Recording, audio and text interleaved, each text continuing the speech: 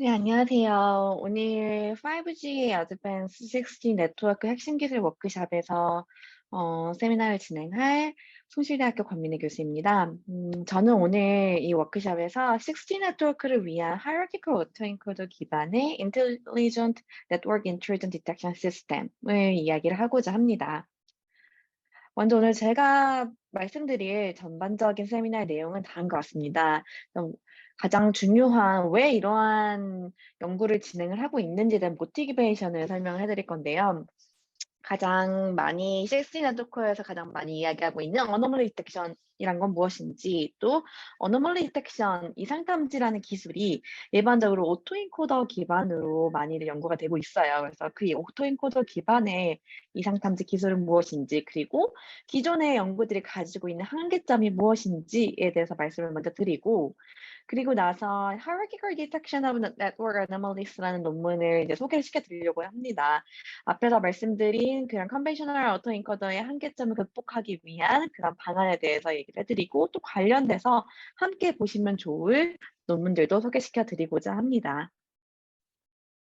NWDAF의 가장 대표적인 유스 케이스 중에 하나가 Anomaly Detection이에요. 이상 탐지.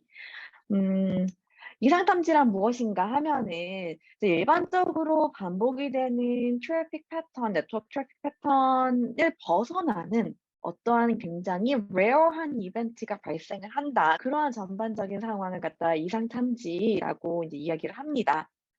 근데 이상 탐지는 사실 우리 네트워크뿐만 아니라 정말 다양한 곳에서 인공지능을 활용해서 일어나고 있어요. 저희가 활용하는 이 네트워크 데이터라는 게 그 특징이 있습니다.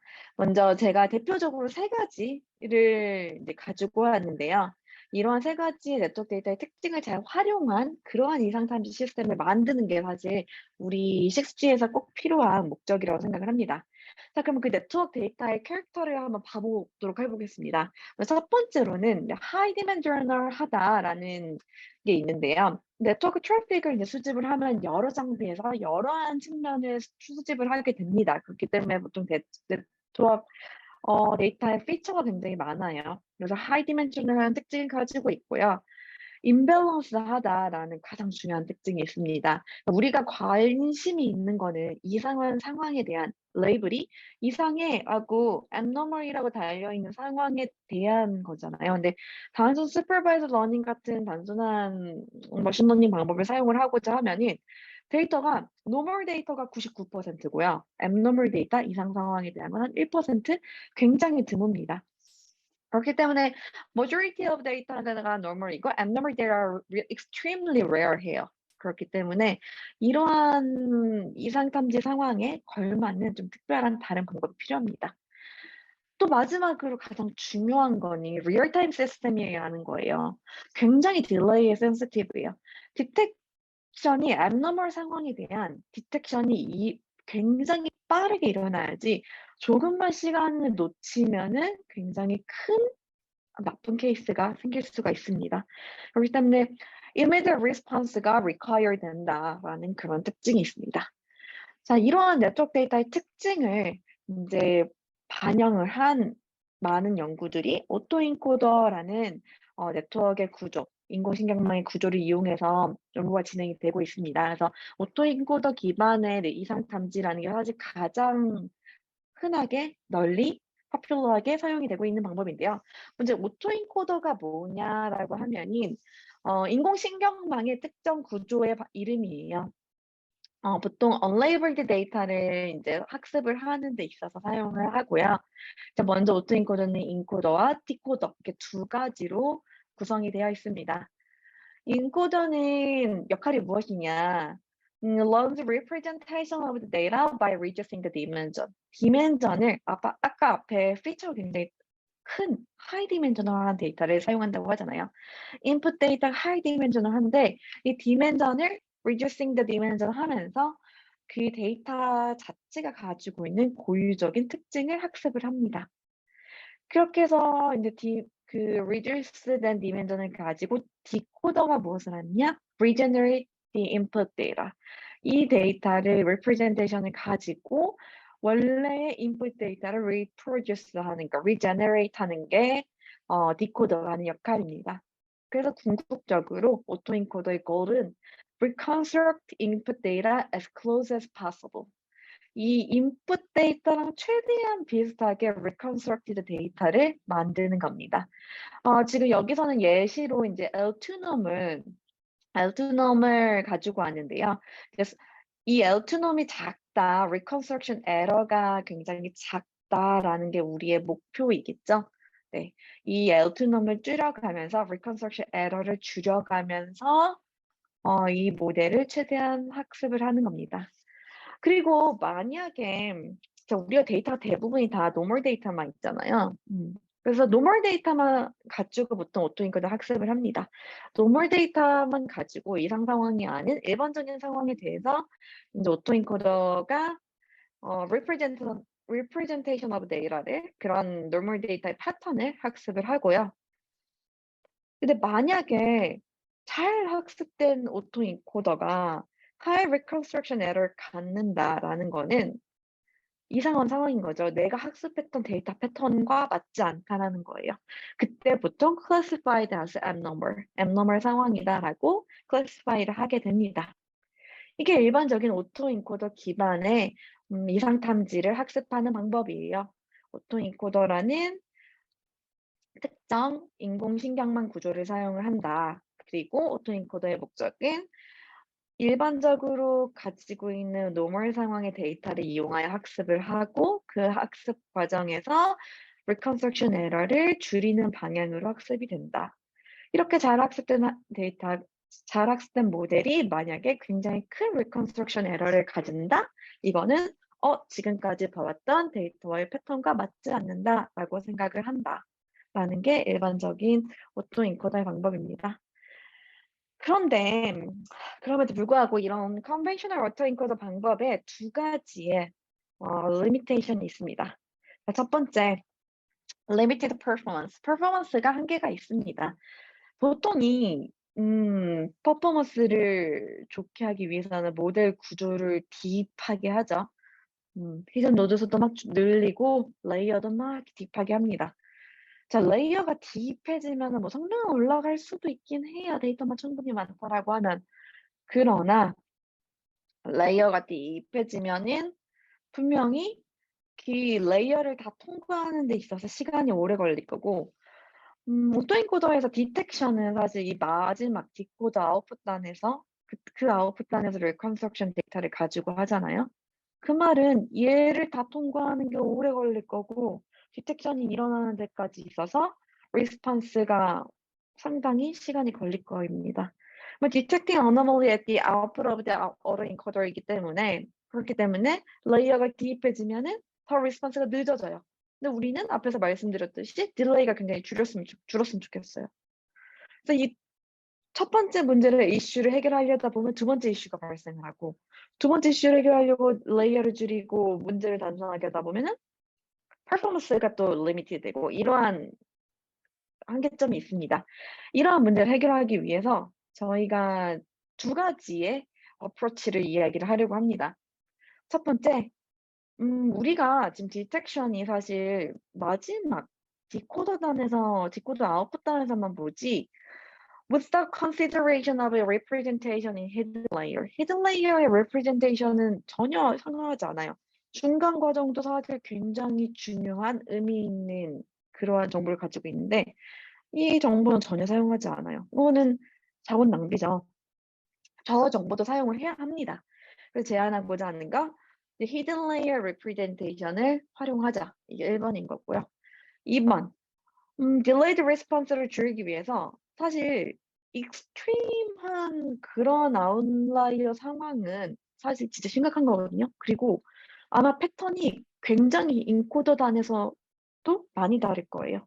그래서 여러 멀티 스테이지 디텍션을 수행을 하자. 그래서 정말 익스트림한 상황에서 빠르게 preemptive 디텍션을 진행을 하고 그리고 애매한 요즘 점점 이러한 뭐 디도스 공격이라든가 이러한 굉장히 그 시큐리티 공격에 보통 패턴이랑 비슷하면서 하지만 굉장히 악영향을 미치는 어려운 수법들이 늘어나고 있다고 합니다.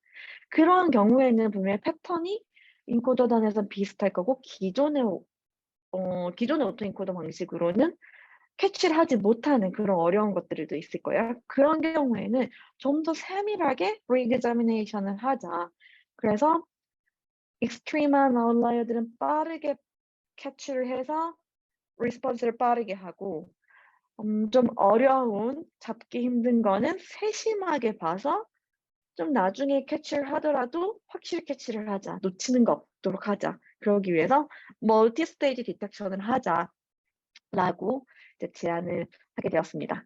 그래서 제가 인제 지금부터 말씀드릴 대부분의 내용은 지금 IEEE Signal Processing Letter에 이제 올해 발표된 게재가 된 논문이고요. 저희 연구실 계효선 석사과정과 김미르 석사과정이 수행을 한 그러한 연구 내용입니다. 제목은 Hierarchical Detection of Network Anomalies, a Self-Supervised Learning Approach라는 방법이고요.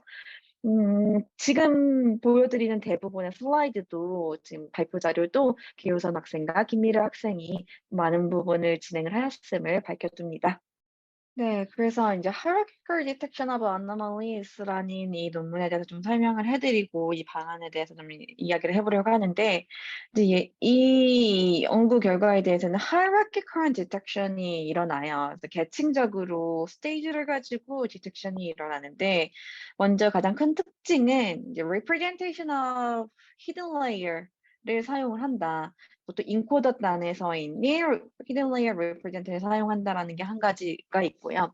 두 번째로는 아까 말씀드린 대로 detecting anomalies in multiple stage, 여러 스테이지를 가지면서 anomaly들을 디텍을 하는데 뭐에 따라 based on the level of abnormality. 그래서 어느 정도 더 많이 이상한지에 따라서 거기에 맞춰 가지고 디텍션을 한다. 그래서 정말 익스트림하게 이상한 abnormal 데이터가 들어오는 경우에는 빠르게 탐지를 하고 선제적 탐지를 진행을 하고 그다음에 좀 어려운 거, 결정하기 어려운 그 경계선에 있는 것들을 꼼꼼하게 확인을 해 가지고 쪼금 시간이 걸리더라도 나중 스테이지에서 놓치는 abnormal 데이터 없이 다 탐지를 하는 게 목표다라는 거고 두 번째 사실 성능에 있어서 가장 중요한 게 anomaly score를 어떻게 각 스테이지마다 디자인을 하냐인 거가 정말 중요합니다. 이게 정말 디텍션 퍼포먼스를 결정하는 데 중요한 역할을 해요. 저희가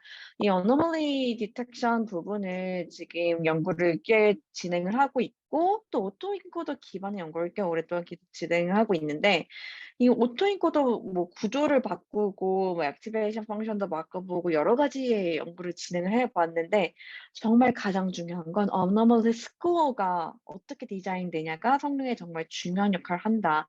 이거는 경험에서 나오는 노하우라고 좀 말씀드리고 싶어요. 그래서 저희가 지금 저희가 제안하는 이 hierarchical detection 시스템에 맞춰서 어너머리 스코어를 정말 열심히 스페셜라이즈하게 디자인을 해 보았습니다.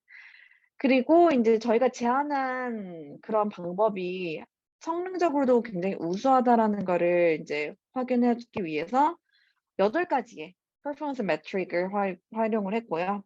그다음에 특정 데이터셋에만 뭐 성능이 잘 나오거나 하지 않다라는 거를 보여주기 위해서 2 개의 굉장히 popular하게 많이 사용되는 네트워크 인텔리전스 데이터셋을 사용을 하였습니다.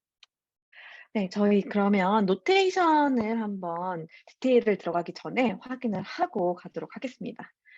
먼저 인풋 데이터를 X라고 이야기를 할 거고요. 인제 우리 오토 인코더가 인코더와 디코더가 있는데 인코더 부분을 G라고 표기를 하고 그다음에 디코더 부분을 F라고 표현을 할 예정입니다. 그래서 G에 땡땡 1 하면은 첫 번째 레이어까지, 땡땡 2 하면 두 번째 레이어까지, 땡땡 L 하면은 총 10 개에 있는 그런 인코더가 L 번째 레이어까지 이고요. F도 마찬가지로 디코더의 첫 번째 레이어, N-1 레이어, L 번째 레이어까지 이렇게 표기를 할 겁니다.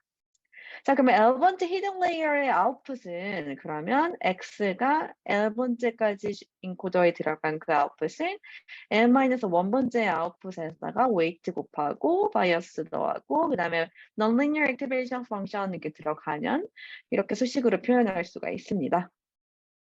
웨이트랑 바이어스 값도 각 레이어마다 다를 거기 때문에 이제 L이라는 그러한 그 서브스크립트가 이게 붙어 있습니다. 아래 첨자가. 그다음에 되게 중요한데 그 인코더의 아웃풋은 사실 데이터의 패턴을 잘 가지고 있는 응축되어 있는 그러한 정보이잖아요. 그게 H라고 우리는 표현을 할 거고 음 X라는 게 인코더 레이어 L까지 다 거친 그 아웃풋이 XH라고 표현할 겁니다. 뒤에 가서 이제 메타 레프레젠테이션이라는 그 표현으로 논문에서 사용이 됐는데 이 H가 사실 즉각적으로 빠르게 어떠한 판단을 내릴 때는 정말 중요한 역할을 합니다. 그러면은 인제 디코더가 H를 가지고 다시 X hat을 reconstruction 하고자 하는데 인제 H가 들어온 그 이전 레이어의 아웃풋에다가 웨이트 곱하고 바이어스 더하고 그다음에 nonlinear activation function 사용해서 그 아웃풋을 F 땡땡 L이라고 합니다. 여기서 한 가지 확인을 이렇게 언급을 하고 싶은 거는 L이 1일 때는 여기 F 제로가 되잖아요. F 땡땡 0 H가 되잖아요. 이 경우는 F 제로는 그냥 H랑 동일하다. 0번째 레이어의 아웃풋이라는 거는 그냥 H 자체다라는 거는 인제 수학적으로는 정의가 되어 있습니다. 그다음에는 인제 저희가 reconstructed data를 X hat이라고 표기를 할 거고요. hat자가 붙으면은 '아 이거는 복원된 거구나.'라고 이야기를 생각을 하시면 될 것 같고 X를 인코더 지나고 디코더 지난 그 결과물이다라고 생각하시면 됩니다. 마지막으로 사실 그 normal 데이터셋을 이용해서 일반적인 데이터셋을 이용을 해 가지고 이 오토 인코더를 학습시키는 게 트레이닝에는 가장 큰 목적이에요. 그 트레이닝 과정에서는 이 오토 인코더 파라미터 세타를 학습시키는 게 잘 찾는 게 목적인 거고 이 세타를 웨이트랑 바이어스 값들 다 포함을 시킨 그러한 오토 인코더 파라미터다라고 정의를 하였습니다. 자 이렇게 인제 정의를 한 이 오토인코더는 노멀 데이터를 가지고 먼저 트레이닝을 하고 그리고 인제 그 트레이닝된 오토인코더에서 어떠한 기준 이상의 어노멀리 스코어가 나오면은 이상으로 볼 거야라는 threshold를 정합니다. 자 먼저 첫 번째로 노멀 데이터베이스 트레이닝 먼저 이야기를 할게요. 자, 노멀 데이터 베이스드 트레이닝은 이제 데이터 자체가 인풋으로 들어오는 데이터 자체가 노멀만 들어옵니다. 그래서 저희가 노멀의 그 NOR을 이용해서 아래 첨자를 이렇게 달았고요. 그래서 X 노멀이 들어오면은 H 같은 경우도 노멀 H 같은 경우는 이 인코더를 모두 지난 그 아웃풋을 H 노멀이라고 이야기를 했고요. reconstructed data 또한 인제 인코더, 디코더 다 거친 그 X header, X hat normal이라고 표현을 했습니다. 자, 우리가 처음에 트레이닝, 모델 트레이닝 자체는 이 X normal과 X hat normal reconstructed data의 사이에 로스를 그런 차이를 미니마이즈 시키는 그러한 세타를 찾는 게 이 트레이닝의 목적인 거고요. 처음에 이 로스를 어떻게 결정하느냐 자체는 다양한 방법들이 존재를 하는데 저희 같은 경우는 L2 놈을 사용을 하였습니다. 그래서 먼저 일반적으로 로스 자체는 이제 미분 가능한 펑션인 게 가장 근본적으로 필요한 그런 requirement인데요. 그런 의미에서 L2 놈을 가장 파퓰러하게 사용하는 L2 놈을 사용을 하였고요. 그래서 로스가 크다라는 거는 원본 데이터와 reconstructed 된 데이터 사이의 차이가 크다라고 생각을 하시면 될 거고 저희는 얘네들이 같았으면 좋겠으니까 이 로스를 줄여서 0까지 줄이는 방향으로 오토 인코더를 학습을 합니다. 이렇게 학습된 오토 인코더가 이제 잘 학습이 되었다라고 하면은 X 노멀 데이터에 대해서는 X와 X햇이 동일해지겠죠. 이게 이 로스 값이 0에 가까운 굉장히 미미한 작은 값이 될 겁니다. 음 그래서 인제 데이터가 이게 실제로 인퍼런스 과정에서는 이 학습된 이 모델을 사용하는 인퍼런스 과정에서는 데이터가 막 들어올 거고 들어오는 데이터에 대해서 anomaly score를 결정을 할 겁니다. 얘를 이제 입실론 x라고 얘기를 했는데요. x라는 데이터에 대한 입실론 값이라고 하는데 이런 어노멀리 스코어 값이 어떤 특정 저희가 정한 threshold보다 작거나 같다라고 하는 경우에는 노멀 데이터다. 이게 threshold보다 크다라고 하면 abnormal 데이터다라고 판단을 내릴 겁니다. 이 threshold 값은 인제 이 노멀 데이터들을 학습을 시켰을 때 어느 노멀 데이터도 에러는 약간 있을 수 있잖아요. 그래서 이 정해진 어노멀리 스코어 내에서 어느 정도 값이 노멀 데이터가 퍼져 있는지를 보고 결정을 할 겁니다. 뒤에서 이제 자세하게 말씀드리긴 하겠지만 이 어노멀리 스코어가 굉장히 중요합니다, 성능을 나타내기에는. 단순하게는 이 로스 펑션이랑 동일하게도 넣을 수도 있긴 한데 저희는 이 어노멀리 스코어도 굉장히 신경을 써서 디자인을 하였습니다. 네. 그래서 제안한 이런 hierarchical detection에는 총 세 가지의 detection stage가 있고요. 이제 첫 번째로는 preemptive detection stage에서 선제적으로 detection을 하는 경우인 거고 이 인코더 끝단에 있는 latent vector H를 이용을 해서 Mahalanobis distance를 이용을 해 가지고 인제 anomaly score를 결정을 하게 됩니다.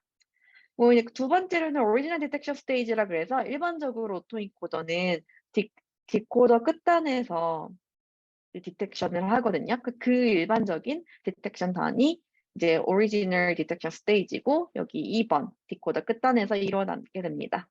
3번은 re-examination detection stage라고 저희가 이 reconstructed 된 거를 다시 피드백으로 인풋으로 다시 넣습니다. 그래서 재검사를 하는 상황이고요. 이 재검사하는 상황에서 는 히든 레이어의 정보도 모두 봅니다. 인코더 자체에 있는 히든 레이어 정보도 다 보면서 각 레이어 아웃풋마다 재검사를 다 합니다. 그 과정이 re-examination detection stage입니다. 그래서 original detection stage랑 re-examination detection stage에서는 normalized L1 놈을 사용을 하고 첫 번째는 이제 preemptive detection stage는 Mahalanobis distance를 사용합니다. 근데 좀 더 자세하게 말씀을 드리도록 하겠습니다. preemptive detection stage에서는 이 hidden 이 latent vector H를 이용을 하는데요. 이 H가 노멀 데이터를 먼저 가지고 학습을 할 때 이 H가 어떻게 분포되어 있는지를 확인을 합니다. 그래서 예를 들어서 이 노멀 데이터들이 지금 이 블루 계열의 컬러이고 그냥 일반적으로 들어왔던 앱노멀 데이터가 이 오렌지 계열의 컬러라고 하면은 노멀 데이터들이 보통 '아 이 정도의 분포를 가지고 H 벡터가 생기는구나.'를 확인을 합니다.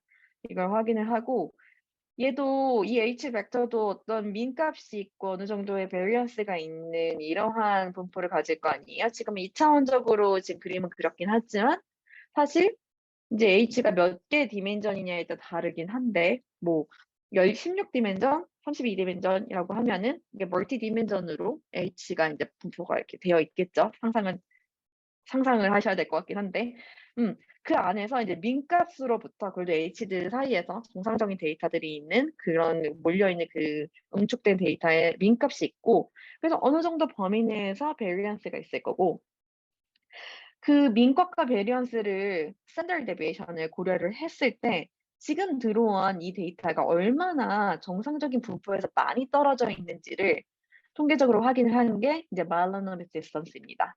그래서 어떠한 데이터 새롭게 지금 인퍼런스 과정에서 이게 노멀인지 앱노멀인지 판단을 하고자 하는 데이터가 원래 노멀 데이터들 사이에서의 민값과 이 민값과 그다음에 이때의 standard deviation을 고려를 했을 때 how many standard deviation away from the mean 한지 이런 값이 이 스탠더드의 민값과 이 원래 노멀 데이터의 스탠더드 데비에이션으로부터 몇 배가 더 떨어져 있는지를 보고 어 이 정도까진 정상이야라고 하는 값이 있을 거고 그거보다 많이 벗어나면은 이건 abnormal이야라고 판단을 하게 됩니다. 그래서 이제 첫 번째 단계에서는 latent vector의 normal 데이터의 성격을 보고 성격을 본다고 하는 거는 민값과 베리언스를 보고 그 민값과 베리언스를 바탕으로 얼마나 더 지금 들어온 데이터가 멀리 떨어져 있는지 혹은 그 안에 범위 내에 있는지를 확인하는 과정. 이게 preemptive detection stage입니다. 그걸 위한 수식이 아래와 같이 나와 있고요. 그래서 지금 이 첫 번째 단계에서는 인코더밖에 안 지났잖아요. 그러니까 굉장히 빠른 시점이란 말이에요. 원래 오토 인코더는 디코더까지 지나야지 디텍션이 일어나는데 이건 인코더밖에 지나지 않기 때문에 이 상황에서 빠르게 굉장히 극단적으로 너무나도 극명하게 아웃라이어인 것들을 걸러내는 그러한 역할을 하게 됩니다. 네. 자, 그다음에 두 번째로는 Original Detection Stage랑 Re-examination Detection Stage인 건데 둘 다 Normalized L1을 사용을 하고요. Original Detection Stage는 사실 그냥 원래 디코더 끝단에서 디텍을 하는 일반적인 오토엔코더와 동일합니다. 관심을 가질 건 이제 Re-examination Detection Stage인 건데 자, 왼쪽에 이 그림을 보시면 이게 아까 처음에 보여드렸던 그림이에요. 인코더 끝나고 첫 번째 디텍션 하고 그다음에 디코더 끝나고 이 두 번째 디텍션 하고 아웃풋을 다시 인코더로 넣겠어요. 해서 여기서 세 번째 디텍션을 해요.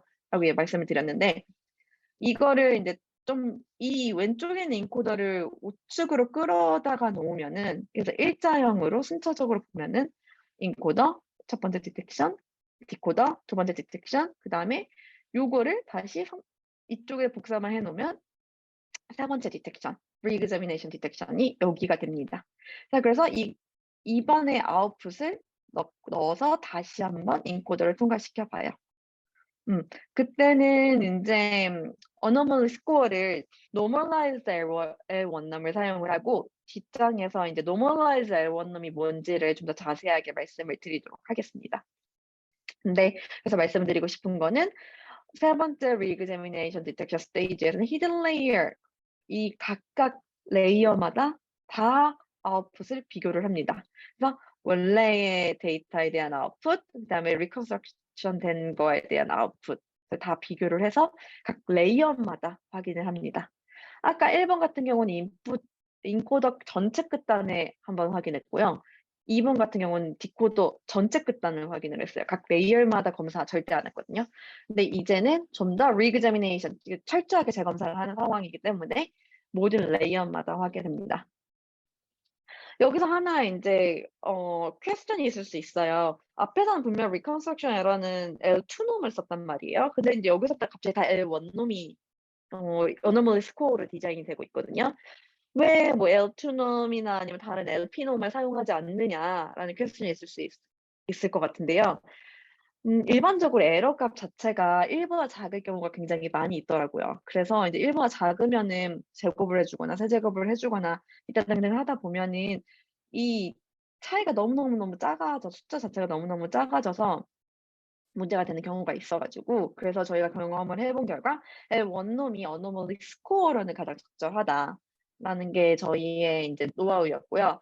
reconstruction error는 그러면 왜 그러니까 앞에서 loss function을 왜 L2 놈을 썼느냐라고 하면 이때는 이제 이 로스 값을 가지고 백프로파게이트를 해야 되니까 이때는 인제 미분 가능한 그런 펑션을 쓰는 게 적절을 해서 그래서 인제 L2 놈을 사용을 했었습니다. 네. 자, 이제 좀 더 자세하게 인제 그 normalized L1 놈을 인제 좀 말씀을 드리면서 저희가 어떻게 디자인을 했는지에 대해서 말씀을 드리고자 합니다. 인제 original과 re-examination detection process에서는 인제 cumulative sum of normalized L1 놈을 사용을 하고요. cumulative sum이라고 하면은 각각의 레이어의 결과물 에러 값을 다 더한다. 요렇게 다 더한다라는 거가 인제 먼저 cumulative sum인 거고요. 그리고 normalize L1 놈이라는 거는 L1 놈 자체를 normalize 한다. mean은 0, 뭐 variance는 1과 같은 형태로 이제 normalize를 시킨다라는 건데요. 왜 normalize를 하느냐라는 거는 이제 먼저 가장 큰 거는 음 우리가 원치 않게 특정 뉴런이나 혹은 특정 뉴런으로 인해서 특정 그 레이어의 스케일이 에러 스케일이 굉장히 클 수가 있거든요. 그러면은 이제 그 특정 뉴런이나 특정 레이어의 스케일이 굉장히 도미넌트해지면은 그러면 전체의 서메이션한 그 전체의 결과값을 크게 좌지우지한단 말이에요. 그걸 원하는 건 아니어서 저희가 인텐드하지 않은 그 도미넌트 뉴런들의 임팩트를 미니마이즈하기 위해서 그래서 이제 노멀라이즈를 한다. 라고 생각을 하시면 될 것 같습니다. normalized 과정은 singular vector decomposition 과정 SVD를 이용을 해서 진행을 하고요. 여기서는 이제 간단하게 이제 말씀을 드리고자 하면은 먼저 n번째의 anomaly 스코어는 먼저 L이 0일 때부터 n-2일 때까지를 다 더하는데요. 이게 무슨 말이냐? L이 0일 때는 디코더 아웃풋인 거고요. L이 첫 번째는 인코더 첫 번째 인코더 레이어, L이 2일 때는 두 번째 인코더 레이어 쭉쭉쭉 가서 L이 L까지 L번째 인코더 레이어까지 다 가는 거고요. 그래서 만약에 어노멀리 스코어가 첫 번째 레이어까지만 보는 단계다라고 하면은 3단계인 거죠. 3단계다라고 하면 왜냐면 1단계는 처음에 여기 H 가지고 했을 거고 2단계가 아마 0 끝인 거고 여기서는 3단계일 거니까 이 3단계에서는 0일 때랑 3-2인 L이 1일 때까지 인제 normalized error num을 다 더해 줍니다. 이 normalized error num에 여기 D라는 게 들어가는데 D가 무엇이냐 하면은 원래 원본 데이터가 들어갔을 때 L번째 아웃풋과 지금 reconstructed 데이터를 다시 피드백해서 넣잖아요. 그때 그걸 넣었을 때 그 차이. 그래서 L번째 레이어의 reconstruction error를 확인을 합니다. 원본 데이터의 L번째 레이어의 아웃풋, reconstructed 데이터를 넣은 거에 L번째 레이어의 아웃풋. 그래서 만약에 reconstruction이 완벽하게 됐다라고 하면은 당연히 0이겠죠. 그런 그 차이를 D라고 하고요. 이 D들이 인제 얘도 mean과 variance를 다 무시해 주면서 normalize 시키는 과정을 겪게 됩니다. 아마 여기서 한 가지 지금 small d, capital D가 살짝 헷갈릴 수도 있을 것 같아 가지고 이렇게 그림을 하나 가져왔는데요. small d는 딱 그 전체 피처 디멘전에서 데이터 샘플 1개를 의미를 하는 거고요. 인제 capital D는 저희가 인제 여러 타임 스텝에 있는 그 데이터 배치를 만들 거 아니에요? 샘플즈 여러 개 쭉 그 전체 배치입니다. 그래서 전체 데이터에 대해서의 는 인제 캐피털을 썼고요. X도 Xnor, X햇놀도 다 캐피털을 썼고요. 작은 거는 이제 small d를 썼다라는 걸 말씀드리고 그래서 어쨌든 전체 데이터들에 대해서 각각의 그 피처별로 민값이 있을 거 아니에요. 민값과 그다음에 그 퍼짐 정도도 다를 거 아니에요. 퍼짐 정도를 이제 다 normalize 시켜주는 그런 함수를 이용을 해 가지고 각각 레이어를 더하게 됩니다. 근데 정말 이렇게 여러 레이어를 인코더 여러 레이어를 이용을 해서 re-examination 하는 게 정말 helpful한가?라고 퀘스천이 있을 수도 있어요. 과연 더 통과를 한다고 이 통과할 때 더 잘 걸러지나? 그래서 저희가 하나의 토익 example를 준비를 하였습니다. 지금 이 토익 example는 굉장히 간단한 예시를 들려고 지금 4-3-2-3-4 아키텍처로 예시를 들었고요. 그다음에 뭐 액티베이션 펑션도 L를 쓴다고 예시를 들었고 그다음에 L1놈 그냥 normalize 안 한 L1놈 눈으로 확실히 보여드리기 위해서 계산을 하지 않고 그러기 위해서 L1놈을 쓴다라고 anomaly score를 쓴다고 하고 이제 가정을 해 보았습니다. 그래서 먼저 input 데이터 X가 원래는 1111이었다라고 하면은 이게 인코더가 잘 학습이 됐는데 reconstruction 데이터가 1, 1.1, 1, 1.1 에러가 그냥 0.2 정도밖에 안 돼요. 사실 0.2 정도면은 뭐 괜찮다라고 할 수도 있잖아요. 근데 그거를 다시 피드백으로 넣어 봤어요. 피드백을 넣었을 때 지금 여기 왼쪽에 있는 이게 웨이트 벡터인 거고 이게 바이어스인 거고 이게 액티베이션 펑션인데 이거는 그냥 있는 거라고 생각을 하시면 됩니다. 학습이 된 인코더라고 생각을 하고 111을 넣고 웨이트 곱하고 바이어스 넣었더니 이렇게 숫자가 나왔어요. 근데 1.1 이라고 조금 틀린 그 데이터를 넣고 계산 첫 번째 레이어를 돌렸더니 1.33, 1.92, 1.41이 나왔어요. 얘와 얘의 차이는 아까보다 조금 더 커졌거든요. 한 레이어를 지나니까 좀 더 그 에러 자체가 amplified 돼요. 또 인제 이번 다음 번째 레이어에도 또 인제 인풋을 받았던 걸 넣고 계산을 했을 때 3.54가 나왔고 그다음에 reconstruction error 가 있는 그 데이터를 가지고 또 다음 레이어 돌렸더니 3.307, 3.688 그래서 이 두 번째 레이어까지 가니까 0.505로 좀 더 커졌어요. 에러가 각 레이어를 통과함에 따라 더 앰플리파이 되구나. 그렇기 때문에 이 인코더 레이어에 다시 넣어서 보는 게 굉장히 의미가 있구나라는 걸 확인할 수 있었습니다. 네. 그리고 사실 저희가 어노멀리 스코어를 쓸 때는 음 계속 큐뮬레이티브 하잖아요. 그러니까 이 숫자가 0.2에서 더 커지고 더 커지고 계속 더 커지게 됩니다. 그렇기 때문에 이 리그제미네이션 스테이지가 사실 굉장히 이렇게 애매한 헷갈리는 그런 경계선에 있는 그러한 앱노멀 데이터를 잡아내는데 굉장히 효과적이었다라고 인제 말씀을 드릴 수 있을 것 같아요. 전반적으로 지금까지 제안드린 이제 hierarchical detection 스테이지를 좀 정리를 해 보자라고 하면은 이제 각각의 스테이지에서 정해져 있는 threshold보다 abnormal score가 크면은 abnormal이라고 하고, 첫 번째는 인풋 데이터에 들어가서 인코더를 지나고 인코더에서 굉장히 크다 그럼 yes 하면 abnormal, 안 크다 하면 다음 단계로, 거기서도 abnormal score 확인하고 크다 하면 normal, 아니면 다음 단계로 이렇게 차근차근 네 가게 됩니다. 그리고 인제 그러면은 이 threshold는 과연 이 경 기준이 되는 threshold는 과연 어떻게 정할까라고 궁금할 수 있는데요. 저희가 한 바로는 처음에 이제 마지막 스텝 가기 전까지는 사실 정상인데 비정상이라고 오류를 내고 싶지는 않습니다. 왜냐면 어차피 뒤에 가서 애매한 것들은 뒤에 가서 더 걸러질 거기 때문에 최대한 비정상인 그러니까 노멀 데이터가 앱노멀이라고 나오는 경우를 미니마이즈 하기 위한 폴아웃을 하도록 threshold를 보수적으로 잡고요. 대신에 마지막 단계 혹은 그 후반으로 가면 갈수록 비정상인데 놓치는 게 정상이라고 하는 상황이 없도록 최대한 다 정확하게 걸러낼 수 있도록 recall을 maximize 하도록 그렇게 threshold를 잡습니다.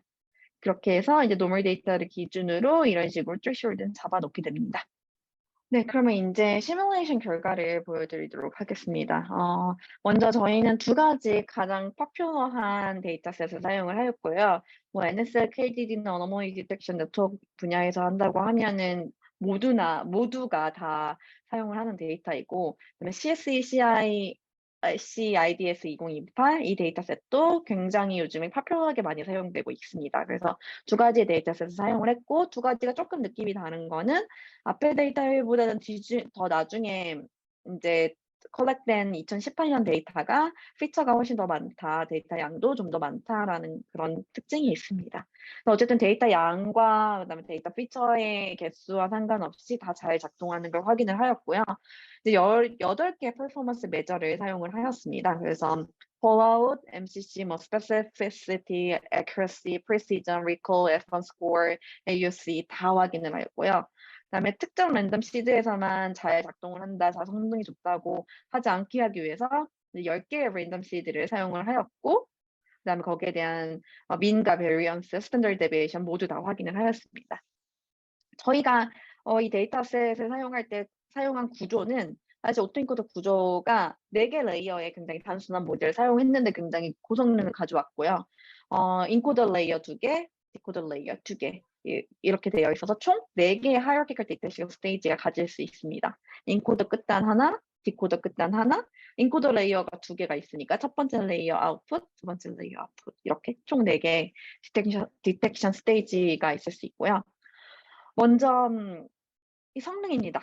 지금 recall, F1 score, accuracy 모두 다 봤고, 인제 X축은 각 스테이지가 넘어감에 따라서 각각의 성능이 어떻게 되는지를 확인하였고, 첫 번째로는 인제 recall을 먼저 보면은 첫 번째 스테이지에서는 약 20%에 해당하는, 그 데이터마다 조금 다르긴 하지만이 거의 한 20%에 해당하는 완전 익스트림한 그러한 아웃라이어들이 존재를 할 거란 말이죠. 그 존재하는 그 아웃라이어들을 빠르게 선제적으로 탐지를 하였다라는 거를 확인할 수 있습니다. 다시 한번 강조를 하자면 지금 저희가 제안한 첫 번째 스테이지는 일반적인 오토인코더보다 빠르게 선탐지가 가능합니다. 왜냐하면 일반적인 오토인코더는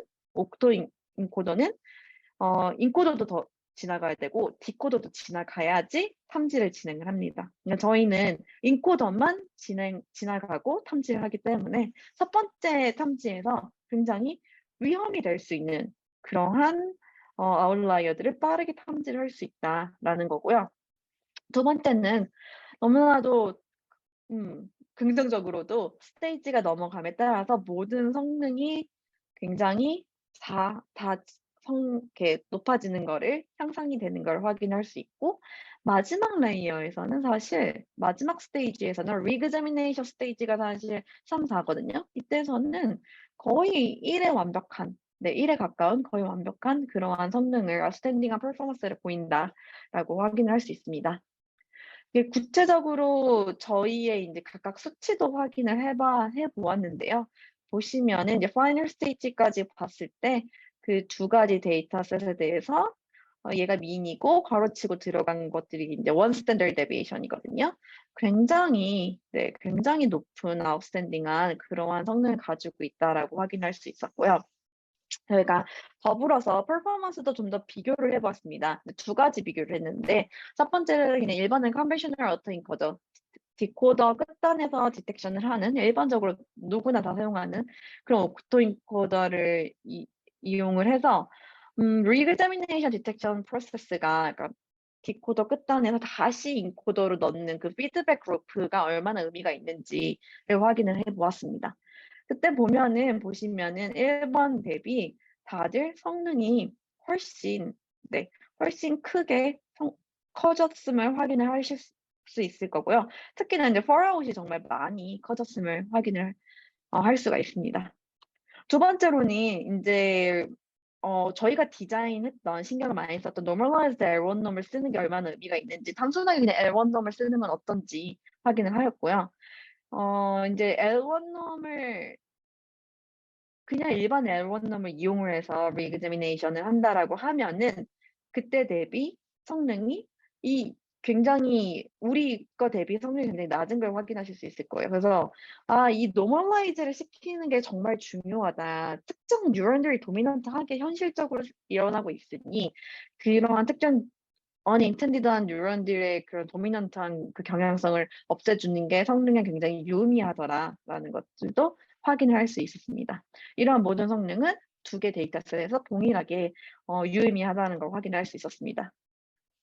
그리고 추가적으로 한 가지 더 재미있었던 그런 결과물이 있는데요.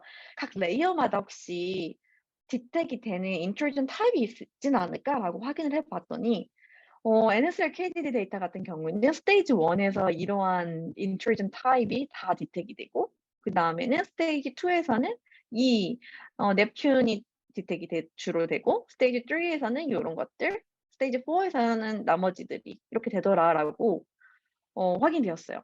사실 그 CSA, CIC 데이터 같은 경우는 쪼끔 이 왼쪽만큼 경향성이 극심하지는 않았으나 그래도 각 레이어마다 담당하고 있는 그러한 데이터 타입이 있더라라고 이제 확인할 수 있었는데 그 이유를 곰곰하게 한번 생각을 해 보면 각 레이어마다 특정 패턴을 더 확인을 한단 말이에요. 그래서 아마 같은 intrusion 타입이면 같은 패턴을 가지고 있을 테니 그렇게 디텍이 되는 게 아닐까라고 생각이 들었습니다.